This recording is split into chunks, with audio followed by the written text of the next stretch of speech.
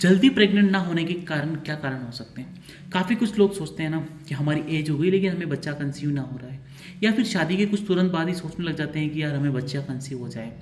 तो उसके कुछ फैक्टर्स होते हैं, उन फैक्टर्स के बाद ही आपको बच्चा कंसीव हो पाएगा। तो कौन कौन से फैक्टर्स होते हैं? एक्चुअली होता क्या है, अगर आपकी एज है ना, एज बहुत ही बड़ा मैटर डिपेक्ट करता है। वाई? क्योंकि अगर आपकी शादी पहले हो गई है तो भी आप बच्चा कंसीव करना इजी नहीं हो पाएगा, और बाद में होती तो भी नहीं हो पाएगा। तो एक्चुअली आप जब इंटरकोर्स करना शुरू करते हैं या फिर बच्चा प्लानिंग का शुरू करते हैं ना, अगर आपकी एज 35 साल से नीचे है ना, तो कम से कम आपको 1 साल तक ट्राई करना चाहिए। क्यों? क्योंकि आपकी बॉडी मैच्योर है कि नहीं, आपकी वाइफ की बॉडी मैच्योर है कि नहीं, हस्बैंड की बॉडी मैच्योर है कि नहीं।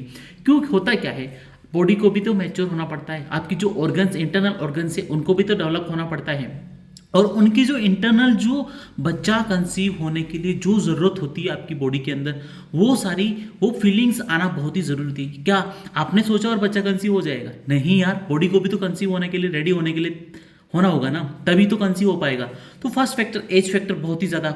और उस ड्यूरेशन 1 साल के बाद में क्या होगा, अगर आपको कंसीव ना हो रहा है ना, तो आपको एक बहुत अच्छे कंसल्टेंट से मिलना चाहिए जो कि इस चीज़ को बारीकी से समझ आए। आपको उनके पुराने एक्सपीरियंस के बारे में बात करनी चाहिए कि आपने कितने लोगों को कंसीव करवाया है इजी वे में। अगर अच्छा कंसल्टेंट वही होता है जो कि आपको नेचुरल वे में कंसल्ट करवा दे।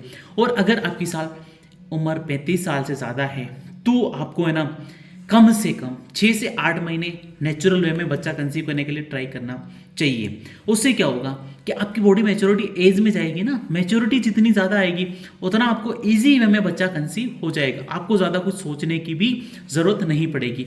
तो क्या है कि एज फैक्टर बहुत ही ज़्यादा डिपेंड करता है। उसके बाद में होता क्या है, सेकंड चीज़ जो है ना, हम हमेशा क्या होता है कि हमारी मानसिकता, हम फीमेल को ही दोषी देते हैं। लेकिन क्या आपने कभी अपने हस्बैंड का स्पर्म चेक करवाया क्या? स्पर्म हस्बैंड में भी बहुत सारी कमियां हो सकती है, लेकिन क्या करते हैं, उसको बोल नहीं पाते, उसको रूल आउट नहीं कर पाते। तो आपको अपने हस्बैंड को हमेशा साथ में लेकर के और उनका स्पर्म एनालिसिस करवाना चाहिए। स्पर्म एनालिसिस से पता चल जाएगा कि स्पर्म की क्वालिटी कितनी है।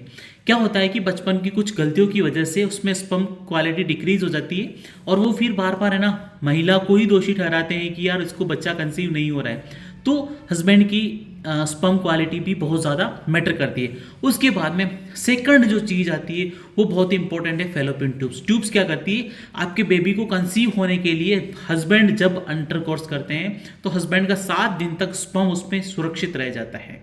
आपको क्या है कि जब इंटरकोर्स करते हैं तो पर महीने करना होता है, पर टाइम सेट करके करना होता है, क्योंकि पीरियड्स का टाइम बहुत ही ज़्यादा मतलब डिपेंड करता है आपको कंसीव होने के लिए। काफ़ी महिलाएं ऐसा सोचती है कि यार मुझे टाइम पीरियड रेगुलर आ रहा है फिर भी मुझे कंसीव नहीं हो रही है, कहाँ दिक्कत आ रही है, कहाँ दिक्कत आ रही है, लेकिन उनको पता ही नहीं चलता है ना। फेलोपियन ट्यूब्स नाम की भी एक ट्यूब होती है, जो 2 ट्यूब्स होती है, जो क्या करती है कि आपके बच्चे को कंसीव होने के लिए एक अच्छा इन्वायरमेंट देती है। उसी में आपके जब हस्बैंड का स्पर्म और आपके ओव्यूलेशन, अंडाणु जब मैच्योर होकर अंदर जाते हैं ना, तो ही वो इन्वायरमेंट देने के बाद फिर धीरे धीरे वो एक टिश्यू के रूप में कन्वर्ट होंगे, ऑर्गेनिज्म बनेंगे उनमें, तो ही फिर वापस वो आपके ना अंदर जहाँ जनरेट होना है ना, जहाँ बच्चा 9 महीने सुरक्षित रहेगा उस स्थान पे वो उसको डाइवर्ट करते हैं। नेक्स्ट जो होती है ओव्यूलेशंस। महिला में क्या आपको पता है ना, 12 दिन से लगा करके 18 दिन में हेल्थी एग, जो मैच्योर एग होता है ना, वो ही डेवलप होता है। लेकिन क्या होता है, उम्र के साथ में हर चीज़ डिपेंड करती है। क्या है कि शादी के कुछ दिन बाद में अपन सोचते हैं लेकिन बच्चा कंसीव होता नहीं है। तो ओवुलेशन पीरियड जो होता है ना, उसमें मैच्योर अंडा होना बहुत जरूरी है। अगर आपका अंडा मैच्योर नहीं है ना, तो आपको इजीली बेबी कंसीव नहीं होगा। उसके लिए क्या है कि एग्स को मैच्योर होना बहुत ही जरूरी है। नेक्स्ट है आपकी एंडोमेट्रासिस, जो आपने देखा होगा, जो सोनोग्राफी में अंदर पेट के अंदर लाइंस आती है ना, तो एंडोमेट्रासिस में जिन लड़कियों को क्या होता है, पेनफुल पीरियड आते हैं, बहुत ज़्यादा दर्द होता है ना पीरियड्स के ड्यूरेशन, उनको एंड्रोमेट्रासिस होने के चांसेस बहुत ही ज़्यादा होते हैं। तो उसके लिए क्या है कि आपको नेचुरल वे में ही उसका ट्रीटमेंट करवाना बहुत ही अच्छा रहता है। और अगर आपकी एज ज़्यादा निकल रही है ना, तो आपको बहुत अच्छे कंसल्टेंट से मिलके ही आपका उसको ट्रीटमेंट लेना चाहिए। अदरवाइज क्या होगा कि वो आपको भटकाता रहेगा और आपकी एज निकल जाएगी ना, उसके बाद कंसीव होने में आपको बहुत ज़्यादा दिक्कत आएगी।